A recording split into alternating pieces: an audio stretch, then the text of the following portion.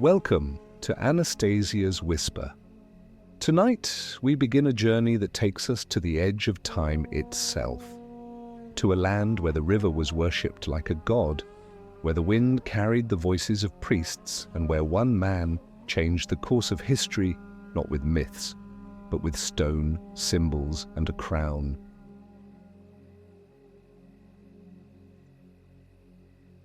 His name was Narmer, and he wasn't just the first king of Egypt, he was the first to envision what Egypt could become. His story predates the pyramids, it predates papyrus scrolls, and even the invention of the wheel in Europe. And yet, it has survived, carved into stone, buried beneath temples, waiting to be told. This is not legend. This is history. Real, quiet, and powerful.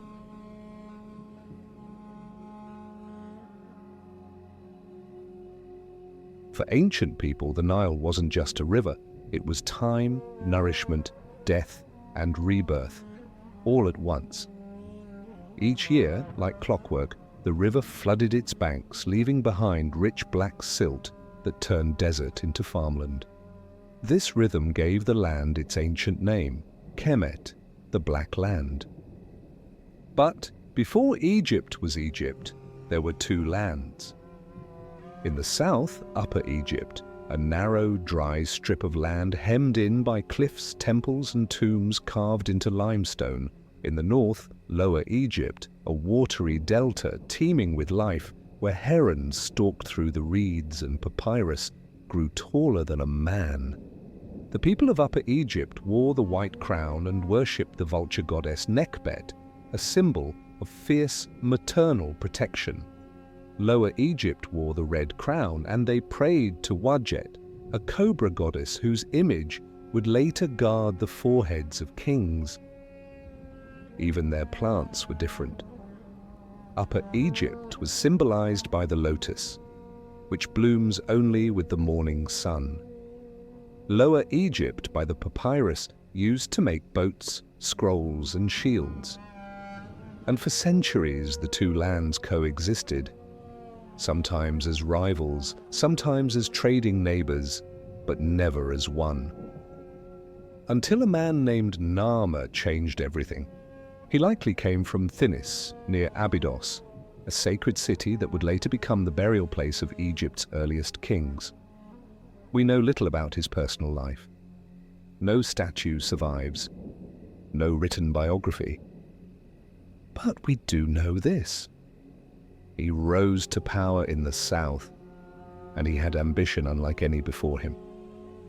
He may have been descended from earlier kings like Scorpion I, whose name is carved into mace heads and whose tomb is still being studied today. But Narmer went further. He didn't just fight battles, he branded victory into memory. In 1898, archaeologists uncovered something extraordinary, a ceremonial slab of dark green siltstone buried under a temple at Hierakonpolis. Today we call it the Narmer Palette. It's not just a work of art, it's one of the oldest historical documents on Earth. On one side, Narmer wears the white crown of Upper Egypt.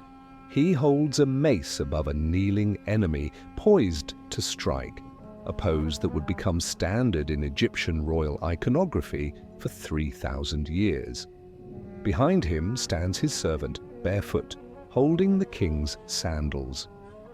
Above, Horus, the falcon god, hovers, watching over Narmer's conquest, clutching a papyrus stalk in his talons, symbolizing victory over the north. Flip the stone, and you see Narmer again, this time wearing the red crown of Lower Egypt.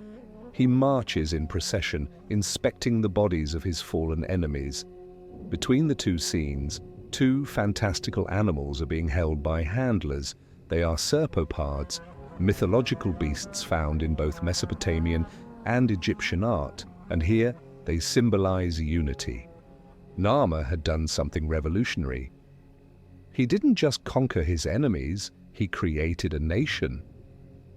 But the brilliance of Narmer wasn't only in warfare, it was in symbolism, in the merging of gods, plants, rituals, and crowns into a single vision of Egypt. From his reign onward, every Egyptian king would be called the Lord of the Two Lands. They would wear the double crown, a combination of the white and the red. They would carry titles invoking both Nekbet and Wadjet. And they would rule not just over geography, but over meaning. And perhaps most importantly, Narmer was the first king officially linked to a god. His name appears inside a serech, an early form of the royal crest, topped by the falcon Horus, protector of kingship and order. This was the beginning of the idea that the pharaoh wasn't just chosen by the gods, he was a god. Narmer's unification wasn't just about territory. It was about establishing a sacred order, a model of kingship that would guide Egypt for 3 millennia. This transformation required more than vision. It required infrastructure. To govern this vast new territory, Narmer likely established a new capital, Memphis. According to later tradition, the city was founded where the Nile splits, a symbolic middle point between Upper and Lower Egypt. It became a hub of administration, religion, and architecture. Temples were built, roads laid, and perhaps most remarkably, writing began to flourish. During Narmer's time, early hieroglyphs appear. They were first used not to tell stories, but to record grain shipments, temple offerings, and the names of kings. Egypt's legendary bureaucracy had been born. And so, with one ruler, one crown, and one vision, Egypt was no longer an idea. It was a reality. Narmer's name would live on for thousands of years. He appears on ancient king lists. His rule is considered the beginning of Dynasty I, and his palette remains in the Egyptian Museum in Cairo, still studied, still admired. Tonight, as the Nile winds its quiet way toward the sea, you can imagine it whispering the name of a man who once walked its banks with purpose. Narmer, the first pharaoh, the first unifier, the first to dream of Egypt and make that dream real.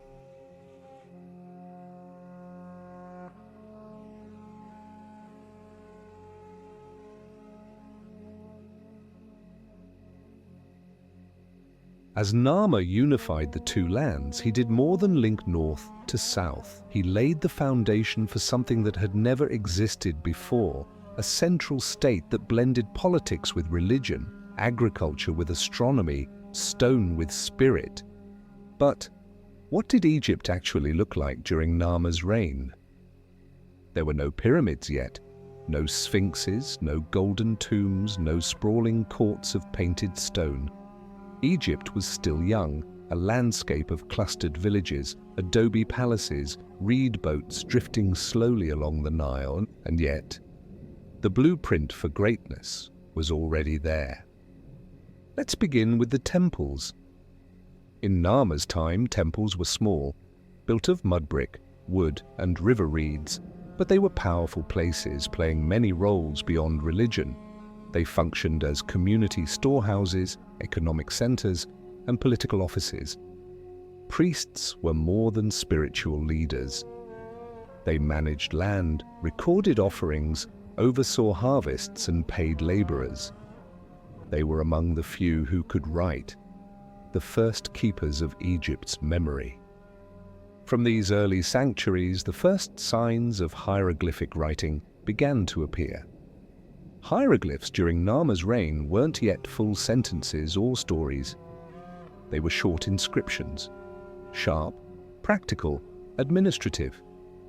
Etched into bone, ivory, and pottery, they listed contents of shipments, names of cities and kings, tallies of livestock and grain. Writing was born from the need to organize society, not to express poetry, at least not yet. But it was revolutionary. In this same era, we find the creation of the Palermo stone, a basalt record listing major events in royal years. It tells us about taxation, temple rituals, and even the height of the Nile's flood year by year. That tells us something extraordinary. Egypt wasn't just growing crops or building temples. It was recording the passing of time.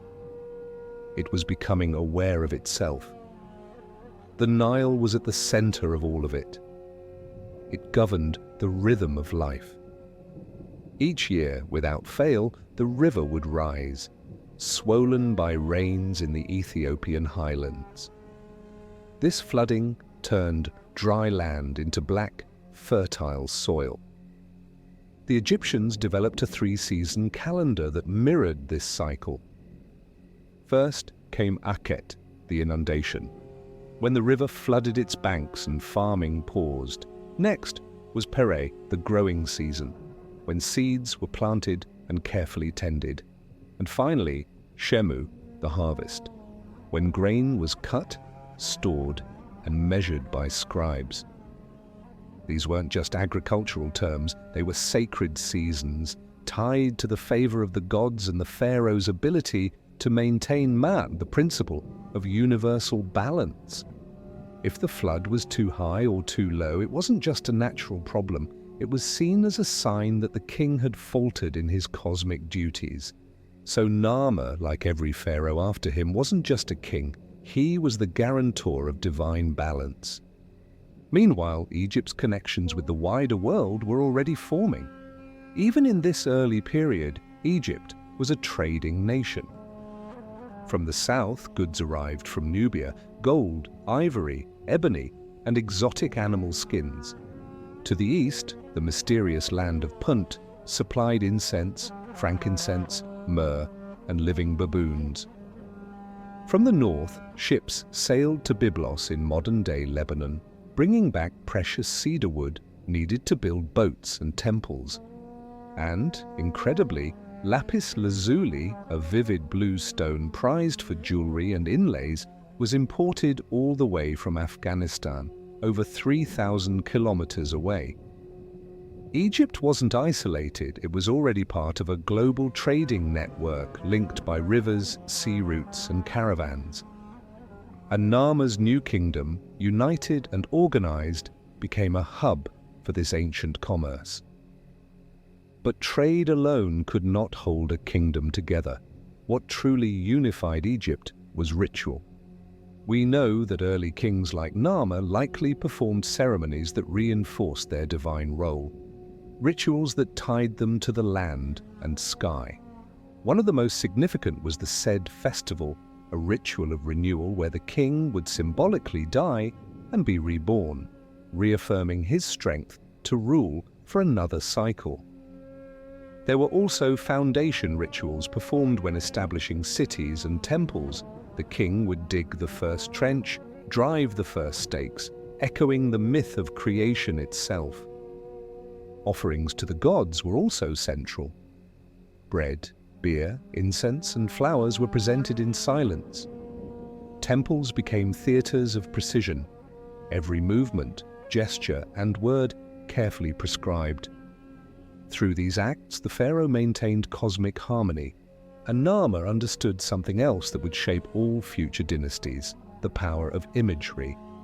In the Narmer palette, we see more than a historical record. We see the birth of royal iconography. Narmer is always larger than everyone around him. He is always calm, composed, divine. His enemies are smaller, chaotic, often shown in defeat. Above him, the gods, silent but present, affirm his rule. This visual language would repeat for millennia, from the walls of Karnak to the golden mask of Tutankhamun. Narmer didn't just win Egypt by sword, he won it through symbolism. He showed the people again and again what it looked like when Egypt was whole, and that vision endured. Even today, Narmer's name appears in king lists carved centuries after his death. His reign marks the official start of Egyptian history. His palette still sits in the Egyptian Museum in Cairo, one of the most valuable artifacts on Earth. He may have been buried at Abydos, in a tomb known only by its excavated walls and scattered relics. No body has been found, no golden mask, no pyramid. But perhaps he didn't need one. Narmer became immortal not through monuments, but by defining Egypt itself.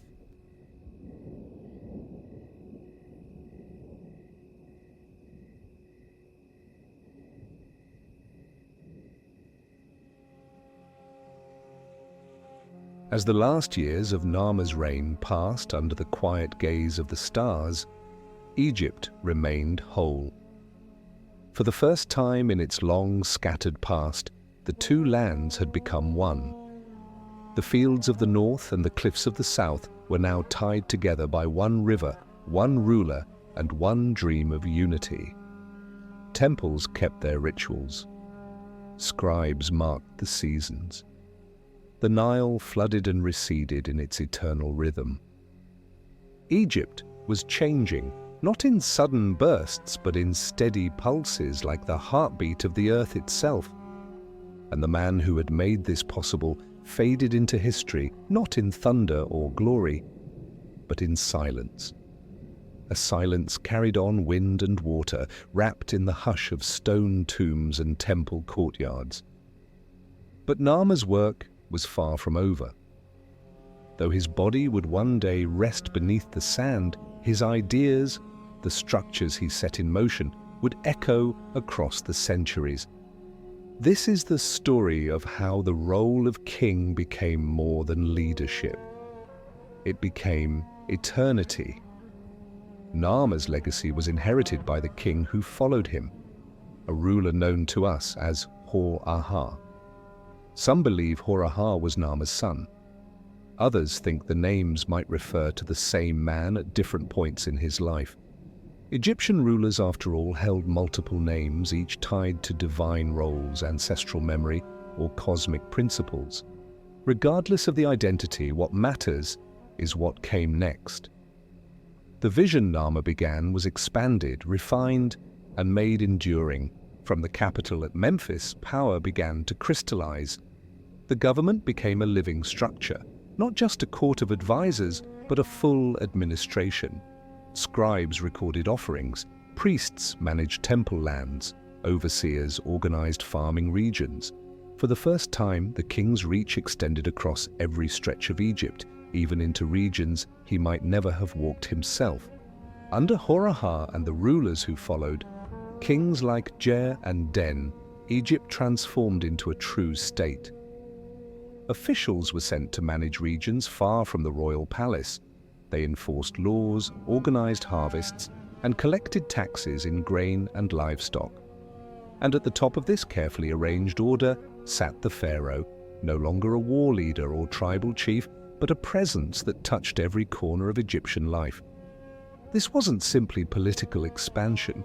It was the creation of something never seen before, a centralized, divinely guided kingdom. But while the system grew, something even more profound was happening. The kings of Egypt, beginning with Narmer, were no longer seen only as men. They were something more. They had become divine. In the worldview of ancient Egypt, the universe was not a random place. It was governed by a force called Ma'at, an invisible balance of truth, justice, harmony, and right order. To live within Ma'at was to live well. To defy it was to invite chaos. The king's primary duty was not just to rule with strength, but to embody Ma'at. To be the still center of the world, the one through whom balance flowed. This wasn't symbolic. It was literal. If the Nile failed to flood, if famine struck or foreign enemies approached, the people believed it was because the king had lost the god's favor. But when the crops flourished, when the waters rose just enough, when peace held, it was seen as proof that the king was aligned with the divine. Over time, the pharaoh was no longer just chosen by the gods. He became a god himself. He was Horus in life, the falcon in human form. And in death, he became Osiris, the ruler of the underworld, eternal and wise. This belief would shape Egypt's religion, its politics, its temples, its tombs, and its very sense of time. As divine kingship grew, so too did the tombs. Narmer may have been buried at Abydos, near the sacred necropolis of el-Kab. Though no body has been conclusively identified as his successors were interred nearby, in tombs that began to take on a new shape. They were no longer simple graves. They became complexes with chambers, corridors, and offerings laid out in precise order. Some tombs were surrounded by smaller graves, the resting places of attendants, servants, and officials, possibly sacrificed or chosen to accompany their ruler into the next world. It is a chilling yet revealing glimpse into how seriously the Egyptians took the idea of divine kingship. Near these tombs, archaeologists have found something even more extraordinary: full-sized wooden boats buried in pits beside the royal graves. These were not symbolic carvings. They were real vessels designed to carry the pharaoh across the celestial river into the next life.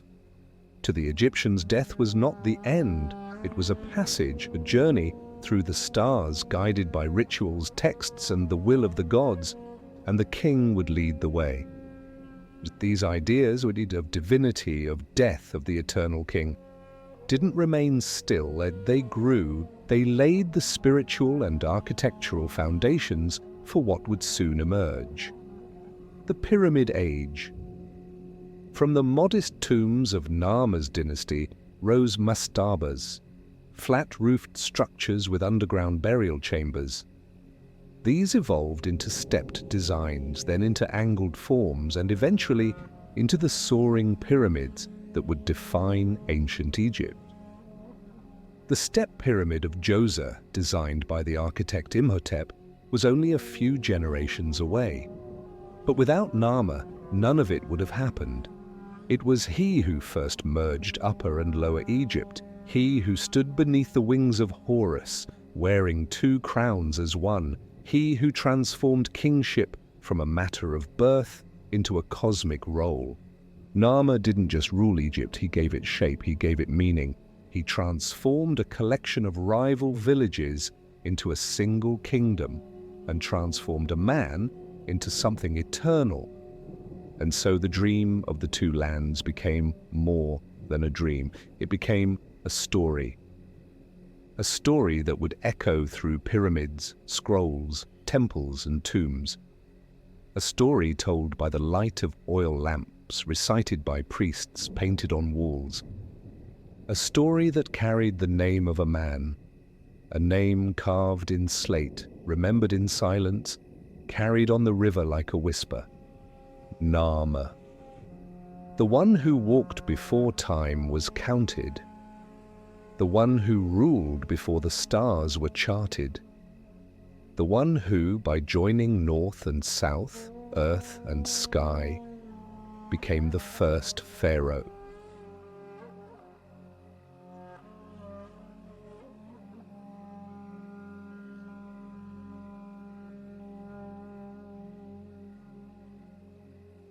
History often remembers the kings, the battles, the crowns, but the world of Narmer was built not only by gods and rulers, it was built by people, by thousands of quiet hands and voices, by those whose names we'll never know, but whose daily labor gave shape to a civilization.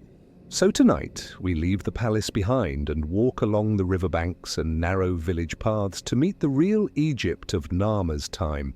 A living land of farmers, bakers, potters, mothers, and scribes. A land waking each day with the sun and listening always to the river. In the time of Narmer, over 5,000 years ago, Egypt was a world deeply tied to the earth. The Nile was not only a source of water, it was a calendar, a compass, a god.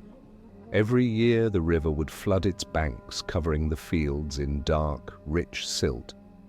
This flood, a miracle of nature, turned a dry desert into one of the most fertile valleys in the ancient world. The people divided the year into 3 seasons: the flood, the growing, and the harvest. And their days were shaped around these changes. At dawn, the farmers would rise, offering thanks to Hapi, the god of the Nile's bounty. With wooden ploughs and stone sickles, they tilled the land, sowing barley, wheat, and flax. Their tools were simple, but their knowledge, passed down through generations, was profound. They knew the patterns of the wind, the timing of the stars, the cycle of drought and abundance. Even the constellations, like Sopdet, later known as Sirius, were used to mark the flooding's approach. In fact, the heliacal rising of Sirius just before dawn in midsummer was the moment the ancient Egyptian year began. This connection between sky and soil wasn't coincidence, it was belief. The heavens and the earth were part of the same sacred design, a design the pharaoh was entrusted to protect. Inside the villages, life was simple, rhythmic, and communal. Homes were made of mud brick, built close together, their walls painted in soft ochres and whites. Children played with carved wooden toys or modelled animals from clay. Goats wandered between doorways. And in the centre of the home, a hearth burned low, tended by the matriarch of the household. Food was prepared from grain ground by hand on large flat stones. Bread was baked in clay ovens. Beer, thick, nutritious, and lightly fermented, was brewed in large jars, often flavoured with dates or herbs. And at the end of the day, families gathered outside, sitting near small oil lamps, sharing stories that were part history, part myth, part dream. It was a world without writing for most, but not without memory. Religion was everywhere. Even the most modest homes had altars, simple shelves holding small statues or offerings. People prayed not only to the great gods of the temples, but also to household spirits, ancestors, and local deities. The temples themselves, though still small in Narmer's time, were centers of community life. They offered shelter, distributed food in times of scarcity, and preserved the rituals that gave Egypt its order. The priests, dressed in white linen, their heads shaved in reverence, conducted ceremonies for the sun, the river, the gods of air and stone and silence. Even the act of washing a statue, of burning incense or offering a flower, was believed to maintain the universe's balance. And the people believed in this balance, just as they believed in the power of their king. What did Narmer mean to them? The people who never met him, who never walked through the palace gates. He was more than a man. He was the image of harmony. They saw his face on stone pallets in the temples, they spoke his name during offerings, and they trusted, even in drought or hardship, that his rule connected them to the gods. The king's duty wasn't just to lead, it was to hold the sky in place. He was the one who allowed the flood to come, the one who protected the borders, the one who ensured that when the stars returned, the fields would bloom again. Even if his decisions were made far away in Memphis or Thinis, his presence was felt in every harvest, in every ceremony, in every whisper of the wind through the barley. There were craftsmen too, potters and stonecutters, goldsmiths and basket weavers. Their hands shaped Egypt's beauty.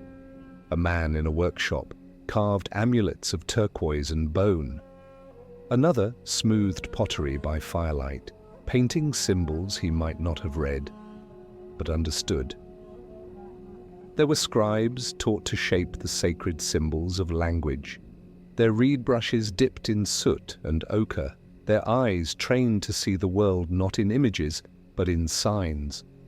The young were trained through imitation. They copied proverbs, royal names, measurements, and inventories, and in doing so they helped Egypt remember itself.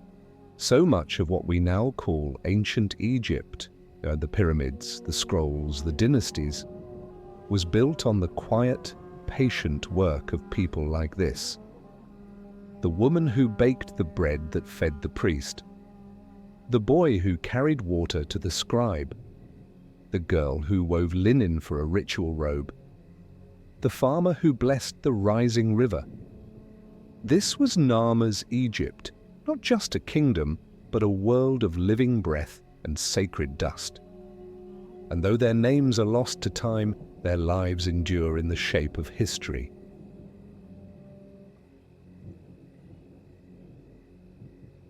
The sun sets slowly over the Nile. Its golden light softens the edge of every stone. The river, unchanged through the centuries, still flows, quietly, gently, as it always has. And somewhere in the minds of those who walked its banks, the name Narmer was remembered, not only as a man, but as something more. Because in Egypt, memory is sacred, and to be remembered, truly remembered, is a kind of eternity. In this final chapter of our journey, we explore how the legacy of the first pharaoh reached beyond history, into mythology, into ritual, and into the very soul of Egypt's identity. Narmer lived and ruled in a world where religion was not separate from daily life. It was woven into every action, every field, every breeze.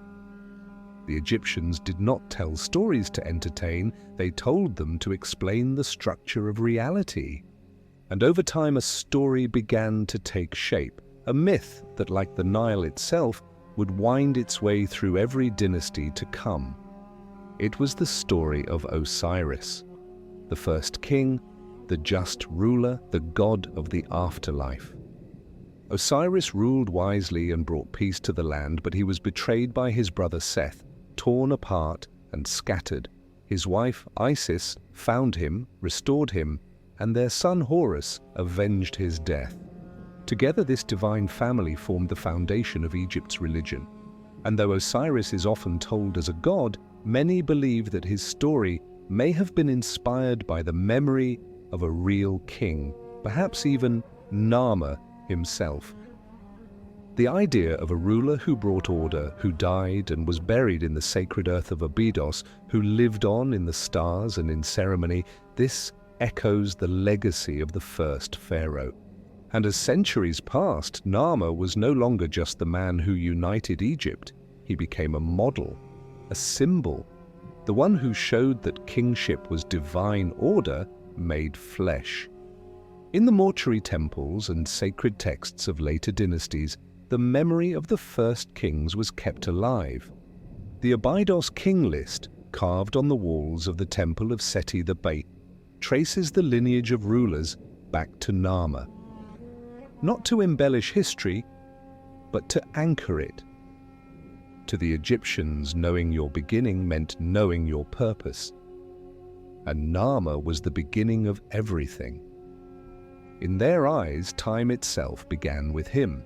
He was the one who turned a land of divided regions into a whole. He was the one who wore the two crowns, and white and red, not as trophies of war, but as a symbol of balance.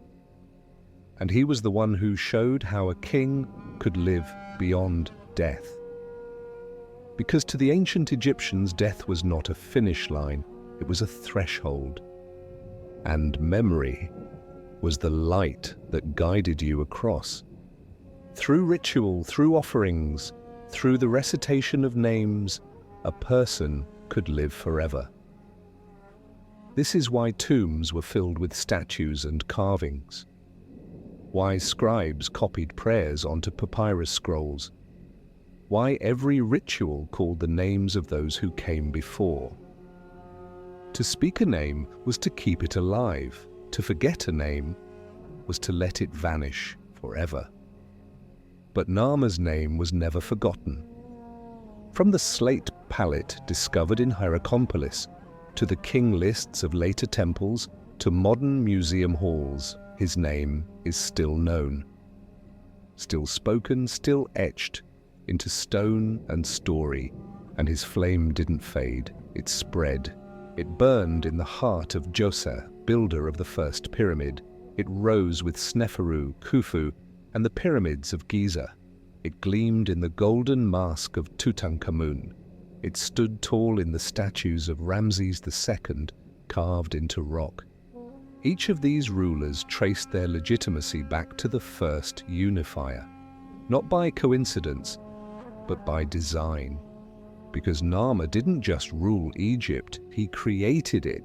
He showed what it meant to be pharaoh, not simply a ruler of land, but a guardian of time, a servant of the gods, a bridge between earth and eternity. Because history is not made only of monuments and ruins, it is made of memory, and every time you remember Narmer's name, you become part of a story 5,000 years in the making, a story of a king, a river, a crown, and a dream.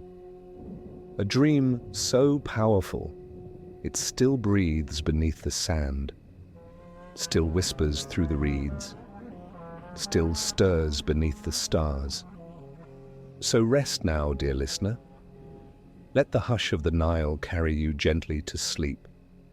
And in the stillness of the night, remember this: he was the first, and in many ways he still is. Sleep well,